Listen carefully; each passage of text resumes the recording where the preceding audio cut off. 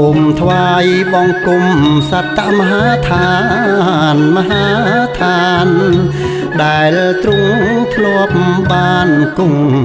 អាស្រ័យនៅសោយវិមុតតសុខ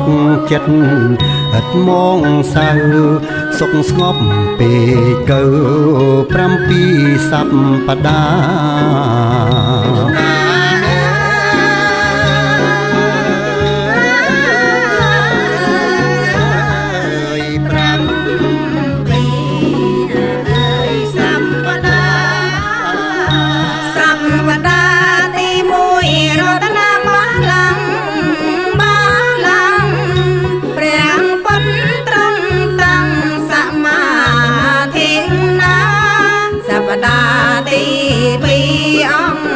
ព្រះសាស្តា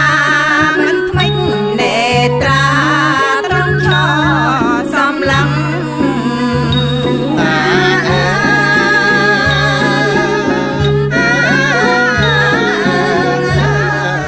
ត្រង់ឈរសំឡឹងសប្តាហ៍ទី3រតនអង្គចុងក្រម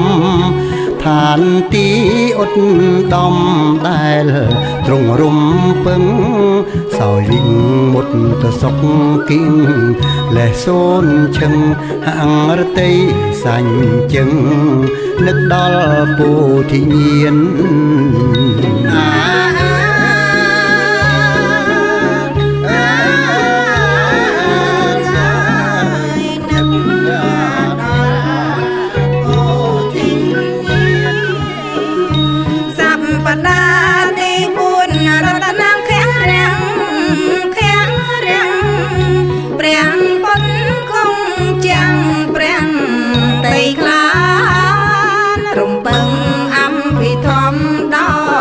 ប្រាជ្ញាមានឋានទីនិញបានឈ្មោះទាំងកែវកាំង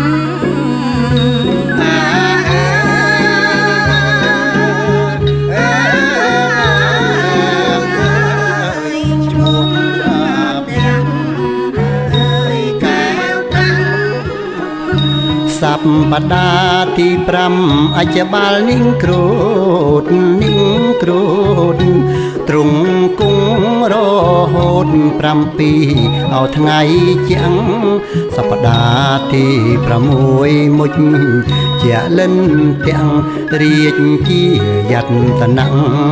សប្តាហ៍ទី7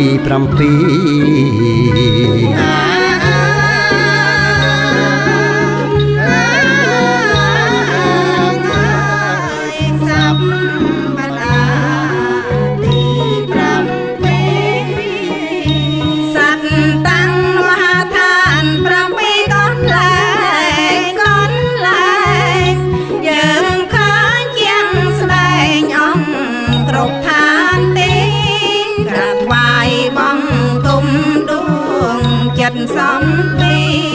នឹកគុណព្រះមុនីបរមសាស្តា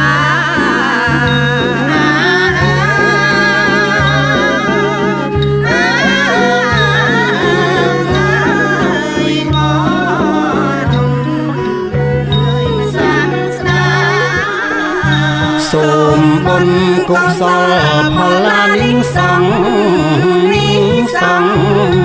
លំអត់អោនអង្គទាំងកាយវាចាសូមជានិស័យឆ្លងវត្តសង្សារពុនចាក់ទុកខារៀងរហូត